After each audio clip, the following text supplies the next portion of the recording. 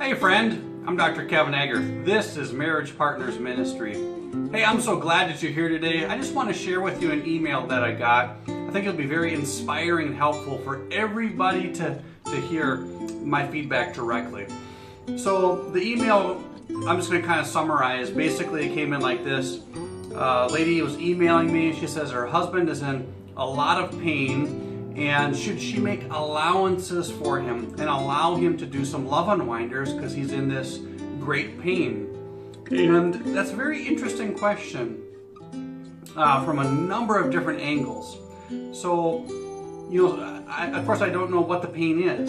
Maybe he just had a surgery and he's in a lot of physical pain, and I don't know what the love unwinders are. Maybe he's being critical, maybe he's angry, maybe he's behaving frustrated. It's hard to say exactly what the love unwinders are that he's doing. But here's the thing I think that's really important. We gotta get back to the basics. See, when you say, should I give my spouse an allowance to behave in a way that is a love unwinder, in a way that hurts romantic love? Well, to give someone an allowance is a conscious decision. That takes place in the conscious mind. Romantic love does not take place in the conscious mind. It's not a conscious decision. Romantic love takes place in the subconscious. So in other words, in one step, you cannot control it.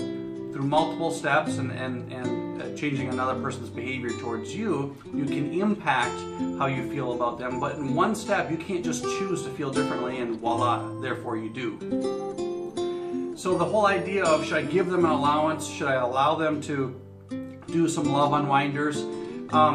It's to fundamentally misunderstand how emotional love is created and how emotional love is sustained. You see, you can't give a person permission to treat you very, very poorly and still remain in love with them, because the part of your brain that controls the emotion of being in love will say, hey conscious mind, you can give that person allowances all you want, but I still don't want to be around them because they make me feel terrible. They put me down, they're mean, they're critical, whatever the love unwinders are that they're doing, they make me feel terrible. So subconscious mind says, I'm going to persuade you to get away from them, to run.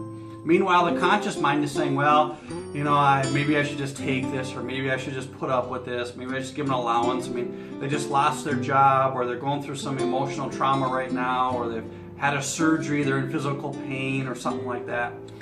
So I would recommend instead you handle it a different way. Number one, I would suggest that you don't tolerate love unwinders in your marriage.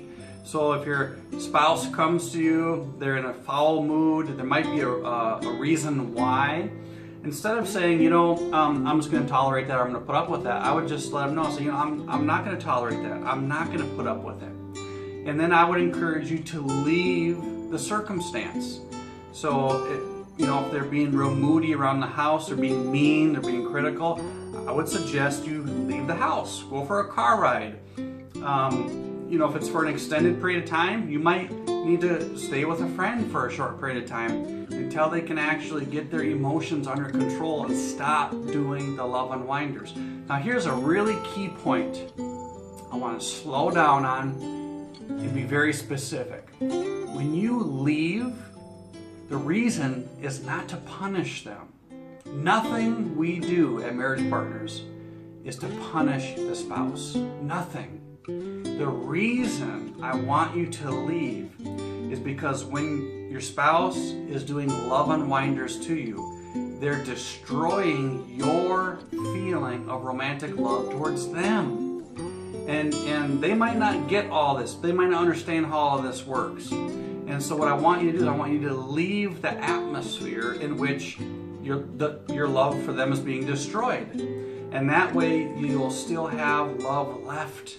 And then when they kind of get the point, when they kind of get the idea that, or if it's a surgery, when the pain subsides enough, or whatever the case is, when they kind of get it that, hey, I've got to stop doing these love unwinders, then of course you can come back and you can be with them and everything will be just fine. But if you in your conscious mind say, you know what, I'm just going to subject myself to this, I'm just going to be tough and strong, and meanwhile your subconscious is saying, that person's a jerk, get away from them, we don't love them anymore, you know, they're terrible to be around. This is what our subconscious mind says.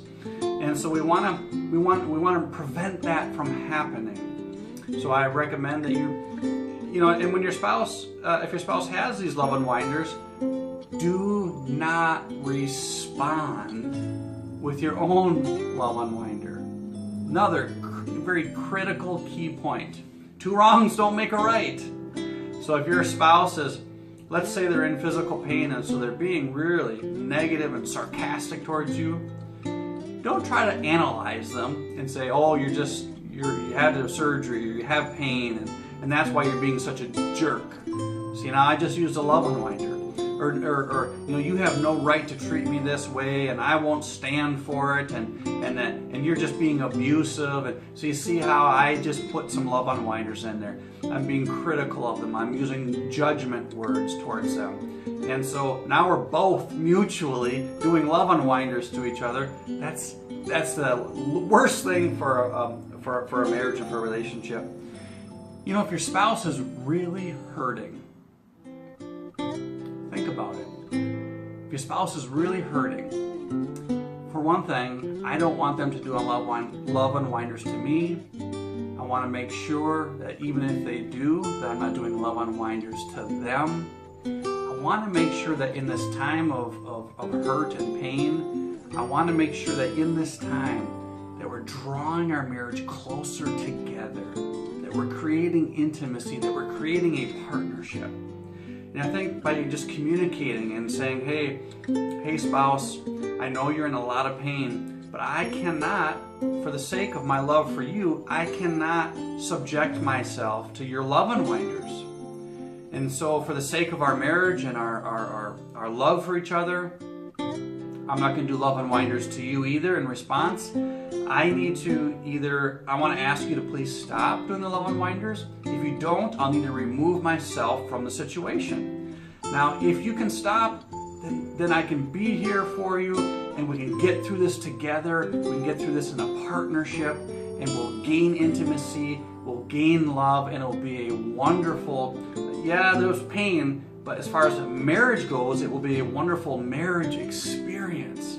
So try to see the bright side, try to see the positive side of how this painful life event could go. And like I said, whether it's a surgery, whether it's the loss of a job and a great deal of financial stress, whatever that life pain is, does not have to become a marriage pain. Oh, friend, let me say that again. A life pain never has to become a marriage pain. Never has to become a marriage problem. It's all in how we handle it. So a couple of key points just to recap. You cannot give an allowance for a love unwinder and think that that's going to mute the love unwinder effect. Love unwinders don't take place in the conscious mind. They take place in the subconscious mind. And you can't, there's no allowing of it that makes it not have a negative effect on you. It has a negative effect, period. No exclusions. It just does, period. There's no way to get around it. The only way that it doesn't happen is if you're not around for a love unwinder to be able to happen to you. So friends, you know, I'm here with you. I'm rooting for you. Remember, in all your tough times in life, choose to have a positive outlook. Choose to handle the most dire circumstances of life in a very in a positive way, in an uplifting way, in a way that will build your marriage, not destroy it. I want to partner with you. If you have any further questions, please leave them in the comments. Please subscribe to these videos. When you do, you're the very first to get them. When you do, we get a little bit higher ranking with YouTube, and then more people will be able to see these videos, and it will help more and more people.